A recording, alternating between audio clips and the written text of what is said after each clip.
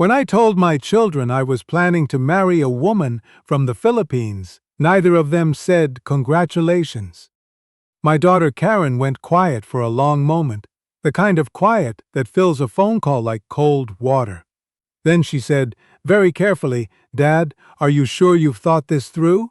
My son Daniel was less careful. He drove 3 hours from Hamilton to sit across from me at my kitchen table and ask whether I'd lost my mind. I understood. I really did. I'm 63 years old.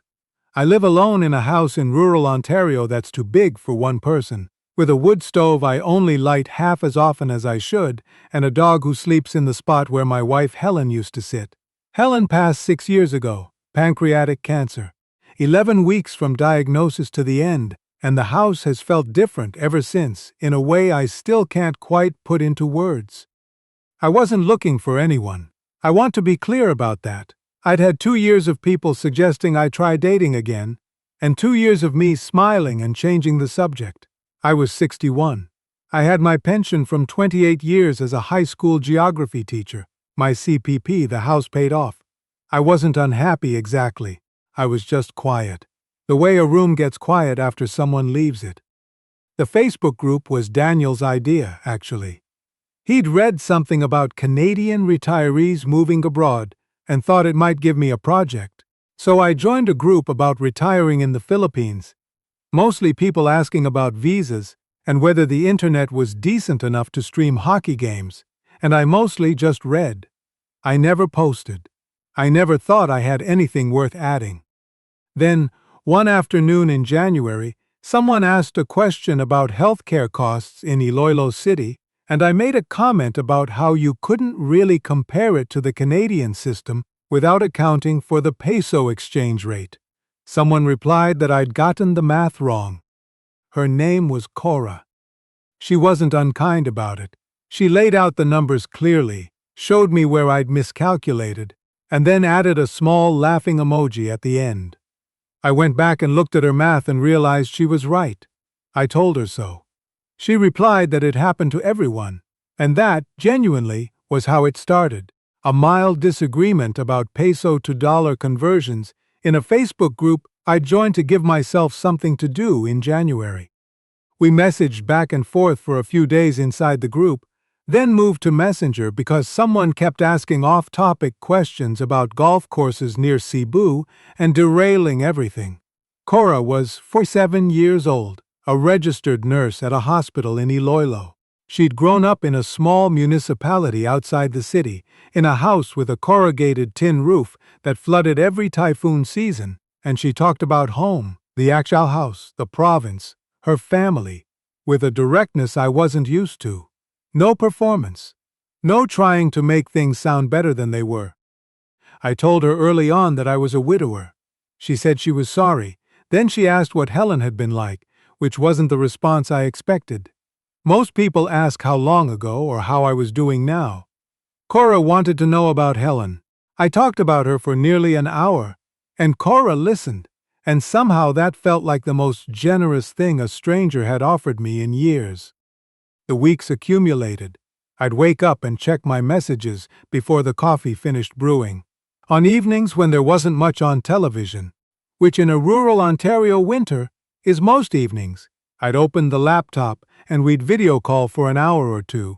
She'd show me the view from her apartment window, the tops of mango trees, a sliver of the river. I'd show her the snow coming down outside mine, the dog dozing in front of the stove. Neither of us was trying to be impressive. We were just two people filling each other's evenings with ordinary conversation. And somewhere in the middle of all that ordinary, something changed. I didn't notice it happening. That's the honest thing to say. I just noticed one day that when something good happened, an old teaching colleague called out of the blue, I found a cookbook Helen had been looking for years before she died. The first thing I wanted to do was tell Cora. Not my son. Not my daughter, Cora. There's something quietly alarming about that realization when it first arrives. I didn't tell anyone for a while. I told myself it was just friendship. I was 62. She was 47. She was in the Philippines. I was in Ontario. and the whole thing seemed too impractical to take seriously. So I kept the calls to myself and I kept the friendship, which was, at some point, quietly becoming something else, to myself as well. Then I made the mistake of mentioning it to my friend Ted. Ted and I have known each other since our 30s. He's a good man. He meant well. But the moment I said I'd been talking to a woman in the Philippines, I watched his face do something complicated. He didn't say anything terrible. He just said, "You know how many guys get cleaned out that way, right?" He said it gently, the way people say things when they're trying not to sound like they're saying them. That sentence stayed with me longer than I wanted to admit. After that, the doubts started arriving in a more organized fashion. I did what I suspect most people do in that situation. I went looking for evidence to support what I was already feeling, and I found the opposite instead. There are entire online communities dedicated to documenting men who'd been deceived, men who'd lost their retirement savings, men who'd wired money and watched someone disappear. I read more than I should have. I started asking myself whether what I recognized as trust was actually just naivety dressed up nicely.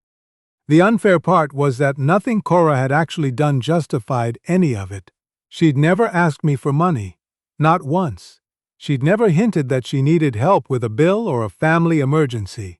If anything, whenever I offered to cover something, the cost of a better internet connection, the kind of small gesture I'd think nothing of, she'd deflect and change the subject.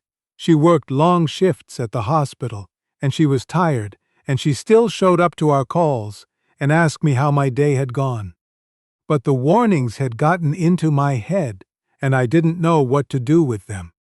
There was one conversation in particular, one I'd been avoiding for weeks, that I was certain would end everything. I want to tell you about it, but before I do, you need to understand something about the 8 months that came before it, because that context matters. For about 3 weeks I carried the doubt quietly. I told myself I'd bring it up. Then we'd start talking about something else. Whether my neighbor's new tractor was as loud as it seemed, whether she preferred the night shift or the morning shift, the completely inconsequential things that had somehow become the texture of my days. And I couldn't find the right way in. Eventually, I decided that not saying anything wasn't fair to either of us. One evening, I took a breath and told her everything. I told her about Ted's reaction, about the things I'd read online. I told her I'd started asking myself questions I was embarrassed to have, about a woman who had given me no reason to question her. I talked for a long time, and I didn't feel good while I was talking. Saying it out loud made it sound worse, not better. When I finished, Cora was quiet for a moment. Then she said, "Do you believe them?" I didn't have a clean answer. I said I didn't think I did, but I'd be lying if I claimed none of it had gotten to me. She nodded, not angrily, not defensively, just nodded. Then she said something I wasn't expecting at all. She said, "I think I understand. If someone told me those same stories about a man I hadn't met yet, I'd probably wonder too." I sat there on my side of the screen, not quite knowing what to do with that. I'd prepared myself for hurt feelings. I hadn't prepared for empathy. Then she said, and I remember this very clearly, "I'm not going to ask you to trust me. I'm going to ask you to just keep watching. Don't decide who I am from other people's stories." That was it. No ultimatum, no guilt, no dramatic moment. Just a quiet and reasonable request to be judged by her own behavior and not by the fears other people had carried into the conversation. I'm 63 years old and I've had a lot of conversations in my life. That one still stands out. I booked a flight to Iloilo 3 weeks later. I've traveled before. Helen and I went to Portugal the year she retired, and we'd talk about doing more of that.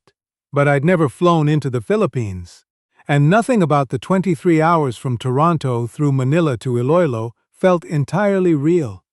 Until I was standing in the arrivals hall at Iloilo International Airport with my carry-on and my slightly panicked energy, and then I saw Cora walking toward me. She looked exactly like herself. That sounds like a simple thing, but it mattered enormously after 11 months of screens. The first thing she said was, "You look taller than I expected."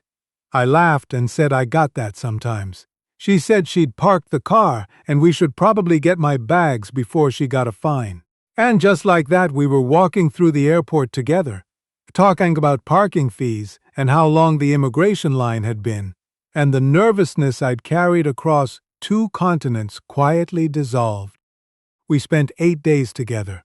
I paid attention to everything, not suspiciously, not trying to catch her doing something wrong, just honestly observing. I watched how she talked to people, her colleagues, her family, the man who sold fresh lumpia from a cart near her hospital, the older woman at the market who always saved her the best tomatoes. Cora treated every single one of them like they were worth her full attention, not in a performed way, in the ordinary way that people do when it's just how they are. One afternoon we stopped at a small turo near her apartment. Mismatched plastic chairs, an electric fan doing its best against the afternoon heat. While we were waiting for our food, Cora got a message from a colleague. A patient she'd been looking after had passed away that morning. She put her phone face down on the table and was quiet for a minute. I asked if she was all right. She said she was. Then she said he was 81. He told me he'd had a good life. I think that's the best anyone can say. She didn't make it into a speech. She just said it, and then asked if I wanted to try something new, or if I'd rather stick with something safer. We ate lunch and talked about other things, and I thought about her words for the rest of the afternoon. The hardest part of that first trip was leaving. We stood outside the departures entrance for longer than was practical. We'd said everything we needed to say, and then kept talking anyway. About nothing. The way you do when you're trying to make something last a little longer. Eventually I had to go in. I turned back once after I'd gone through the first set of doors. Cora was still standing there, one hand raised, not quite waving. That image stayed with me all the way home. Back in Toronto, Karen picked me up at the airport. She waited until we were on the 427 before she asked how it had gone. I said it had gone well. She asked what that meant. I said it meant the woman I'd been talking to for almost a year was exactly who she'd presented herself as. My daughter was quiet for a moment. Then she said, "Dad, we're just worried about you." "I know you are," I told her. "I understand." And I did understand. My children had watched me grieve their mother for 6 years. They'd watched me rebuild something like a normal life, slowly and carefully. Of course they worried. That's what people do when they love someone and they're afraid of seeing them hurt again. I couldn't be angry about it. But understanding why people worry is different from agreeing that they're right. Over the next year, Cora and I talked about the future seriously. About 4 months into planning our first extended time together, something happened that nearly made me question everything all over again. I'll get back to that. But first, you need to understand the conversation that changed how I thought about all of it. The thing that surprised me most wasn't romantic. It wasn't a grand gesture. It was a spreadsheet. Cora had researched my OHIP coverage. She knew that as a Canadian over 65, my provincial health insurance would lapse if I spent more than 7 months outside Ontario. She'd looked this up herself, without me asking. She'd compared international health insurance options, noted the costs, researched what Iloilo's hospitals could and couldn't handle, and organized it all into a document she shared with me on a Tuesday evening, like it was nothing unusual. I sat looking at it for a long time. Nobody who is trying to take advantage of you makes a spreadsheet about your healthcare coverage. That was the moment the last of the doubt left. Not dramatically, just quietly, the way morning fog lifts. You don't notice it going. You just realize at some point that the view is clear. We got married in Iloilo in a small ceremony. Her family was there. My son Daniel flew over and stood next to me. And whatever he'd thought about the whole situation before that trip, he came home saying Cora's family had made the best lechon he'd ever eaten, and that he'd been very welcomed, and maybe he'd been a little hasty in his worry. That meant more to me than he probably realized. What I mentioned earlier, the thing that nearly unraveled everything 4 months in, turned out to be something simple that had grown large in the silence between us. I'd been carrying financial stress about a rental property back in Ontario without telling Cora, handling it the way I'd always handled problems. Alone, quietly, convinced that protecting her from worry was the same as being strong. One evening she looked at me and said, "You're carrying something."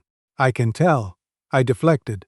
She didn't push, but the next morning she said, "You don't have to manage everything yourself. That's not what this is supposed to be." She was right. I'd spent 30 years of a good marriage learning that, and somehow I'd forgotten it. We talked it through. The property situation resolved itself within a month. But what stayed with me was the reminder that the old habits, self-sufficiency as armor, silence as protection, don't belong in the same room as a real partnership. These days I spend my winters in Iloilo and my summers in Ontario. November to April I'm watching mangoes ripen and drinking coffee in the garden before the heat builds. May to October I'm mowing the grass and watching the lake and attending my grandchildren's birthday parties and being unreasonably glad about fresh air that doesn't feel like walking into a wall. My friend Ted called last winter just to catch up. Near the end of the call he asked, a bit carefully. I told him it was going well. He paused, and then he said, "Good, I'm glad." 2 words. He didn't elaborate. He didn't need to. I think about what I nearly missed sometimes. I spent 3 weeks reading the worst stories I could find, looking for evidence that my instincts were wrong, and I almost let those stories make a decision that wasn't theirs to make. I could have been the man who let fear speak for him. I came close. The lesson I keep coming back to has nothing to do with international relationships specifically. It has nothing to do with age or geography or any of the particular details of my situation. It's much simpler than that. When people who love you try to protect you, listen to them. Take their concerns seriously. Ask yourself the hard questions. And then pay attention, not to their certainty, but to what you actually see in front of you. Watch how someone handles a hard day. Watch how they treat a stranger they'll never see again. Watch what they quietly research at 3 in the morning, because they want to make sure you're going to be all right. Then decide for yourself, not because someone told you to trust, because you've earned the right to that decision. Cora's in the kitchen right now. I can hear her trying to explain to the dog that he cannot have mango. The dog has a different opinion about this, as he does every morning. She'll lose this argument, as she does every morning, and then pretend she didn't. It's not a perfect life. Marriage isn't, no matter who you marry, or where or how old you are when you finally get there. Some mornings I miss the particular silence of an Ontario winter, the sound of snow on the roof, the smell of the wood stove. There are afternoons when I sit in the garden and think about Helen and wonder what she would make of all of this. I think she'd say it was about time. Everyone who warned me believed they were protecting me. I hold no resentment for any of it, but if I'd listened, if I'd let their fear become my answer before I'd had the chance to find my own, I'd still be sitting alone in a house that's too big for one person. Instead, I'm here. It's warm and a little chaotic, and entirely different from anything I planned for this part of my life. Most mornings, that feels like exactly enough.